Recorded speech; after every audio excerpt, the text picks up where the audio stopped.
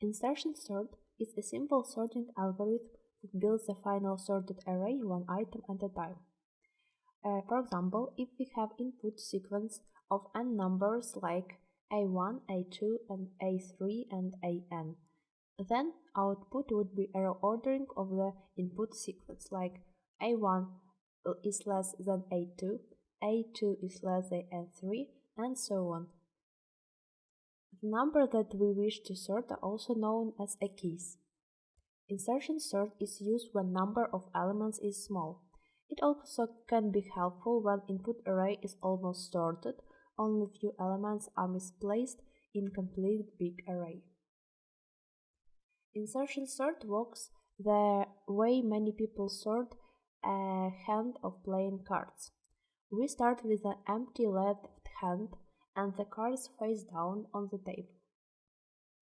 We then remove one card at a time from the table and insert it into the correct position in the left hand.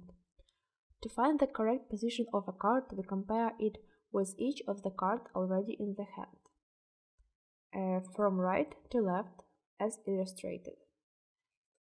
At all times, the cards in the left hand are sorted, and these cards were originally the top cards of the file of the table. Now we will go through the steps that we did with the cards example, but we'll sort array of the integers. For example, we have the array like 6, 2, 30, 21, and 4, and we want to get this array to be sorted. Like in our deck of cards example, here with the numbers example, there would be always part of the array that is sorted. In the cards, it was the amount of cards in the left hand. Here, it would be the left part of the array. So, always the elements on the left side from the current element will be sorted. How it generally works. We pick item by item, find its place in a sorted array, and place it there. So, at the end we will have all of the elements sorted. And the way we are going to sort this list is to look at the first value in the array and consider it sorted. The first element in our array is 6, so we consider 6 as sorted and everything to the right of 6 is unsorted. Then we have a look at the rest of the array to the right of the 6. We are going to iterate through each value and insert it in our sorted array. In our example, yellow part will be sorted and the rest is our current value we are working with. The second element of the array is 30. Then we compare 30 with the previous element, which is 6. 6 is less than 30, so we don't need to do a swap. So we need to pick the next element, which is 21. Then we compare 21 to the 30, and 21 is less than 30, then we need to do the swap. Okay, we done the swap, and we now have the current element as 4. We compare 4 with 30. Is 4 bigger than 30? No, then we need to do the swap. We did the swap and we compare 4 to the one element back, which is 21. Is 21 bigger than 4? No. Then we need to do the swap. And then we need to compare 4 with 6. Is 6 bigger than 4? Yes. And we need to do the swap. And then we compare 4 with 2, and 2 is less than 4, so we don't need to do the swap here.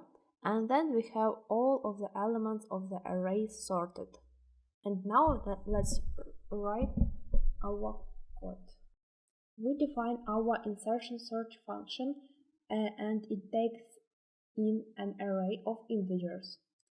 Now we need to start iterate through our array. That would be for loop, which will be started at the index of 1, because the first element in our array marked as sorted, so we will not need to sort it again. Now let's define the current element inside of the loop, and also we will need to know the index of the previous element to compare the current element with it.